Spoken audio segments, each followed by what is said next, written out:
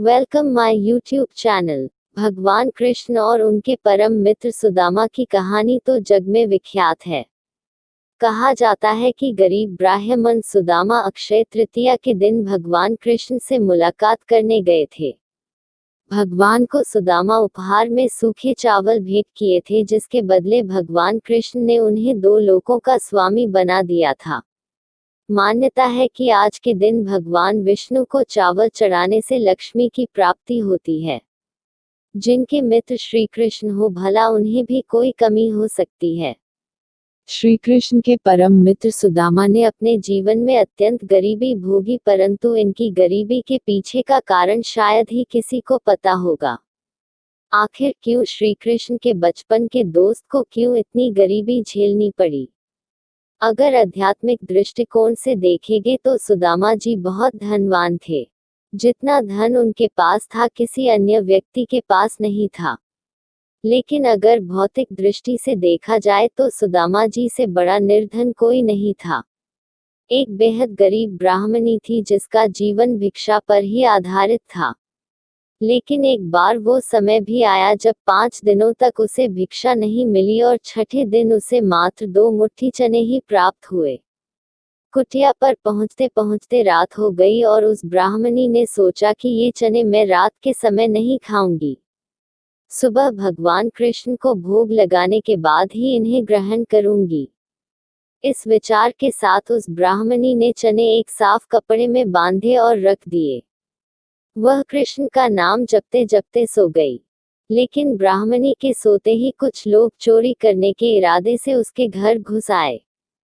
चोरों को एक पोटली बंधी मिली। उन्हें लगा वह सिक्कों से भरी पोटली है, लेकिन उसमें तो भिक्षा में मिले चने थे। कुटिया में हो रहे आवाज से ब्राह्मणी की नींद खुल गई और उसने देखा कुछ लोग उस कुटिया में घुस आए हैं। ब्राह्मणी ने शोर मचाना शुरू कर दिया। शोर सुनते ही चोर चौकन्ने होकर भागने लगे और गांव वाले उन्हें पकड़ने के लिए उनके पीछे दौड़े। पकड़े जाने के डर से वे सभी चोर गांव के निकट स्थित संदीपन मुनि के आश्रम में आ छिपे, जहां भगवान कृष्ण और सुदामा शिक्षा ग्रहण करते थे। गुरुमाता को ऐसा आभास हुआ कि उनके आश्रम में कोई घुस आया है। गुरुमाता को आता देख सभी चोर पोटली छोड़ वहां से भाग गए। वहीं दूसरी ओर वह ब्राह्मणी भूख से बिलख रही थी। भूखे पेट उसने यह श्राप दिया कि जिसने भी उसकी पोटली के चने चखे वह दरिद्र हो जाएगा। गुरुमाता जब आश्रम की साफ सफाई कर रही थी, तब उन्होंने वह चने की पोटली गिरी हुई देखी।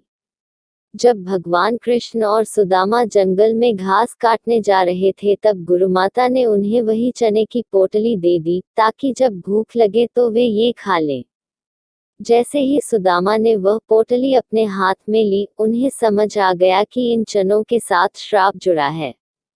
सुदामा ने सोचा कि अगर श्री कृष्ण ने यह चने ग्रहण किए तो सारी सृष्टि ही गरीब दरिद्र हो जाएगी। इस विचार के साथ उन्होंने ये सारे चने खुद ही खा लिए और श्री कृष्ण को उसमें से कुछ नहीं दिया।